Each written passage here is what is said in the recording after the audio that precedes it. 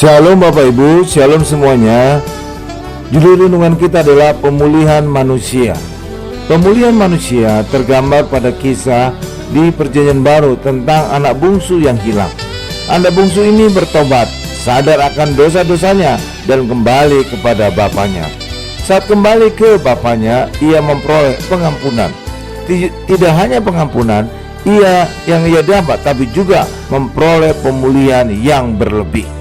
Ketika anak bungsu itu kembali ke bapaknya, ia memperoleh dua hal, yaitu pengampunan dosa dan kebenaran.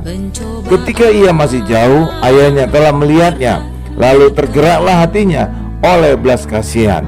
Ayahnya itu berlari mendapatkan dia, lalu merangkul dan mencium dia. Lukas 15 ayat 20. Inilah wujud pengampunan dosa, merangkul dan mencium. Semula dosa yang menjadi pemisah antara Allah dan manusia. Yesaya 59 ayat 2. Anak bungsu ini kemudian melakukan pengakuan dosa.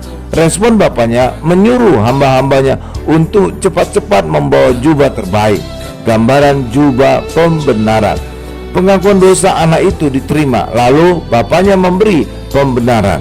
Hal yang sama ketika kita datang mengakui dosa kita kepada Yesus, maka Yesus memberi kita kebenaran Allah, pemulihan manusia.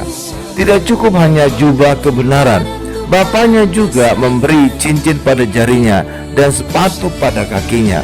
Zaman dahulu, cincin merupakan tanda kuasa. Surat keputusan raja selalu dengan stempel cincin raja. Sementara sepatu pada zaman dahulu adalah tanda mulia. Hamba tidak memakai sepatu. Sepatu hanya dipakai oleh sang tuan atau majikan. Tuhan bukan hanya menebus dosa kita, tapi juga memberi kita kuasa dan kemuliaan. Terakhir adalah persekutuan, sukacita dan pesta. Tuhan Yesus berkata, ada sukacita di surga karena satu orang berdosa yang bertobat. Lukas 15 ayat 7. Pada pemulihan manusia, Yesus mengampuni dosa kita dengan korban salibnya di bukit Golgota. Pembayaran salib adalah pembayaran yang berlebih, sehingga manusia juga dipulihkan berlebih, maka diberi kuasa dan kemuliaan juga. Amin Bapak Ibu. Tuhan Yesus memberkati.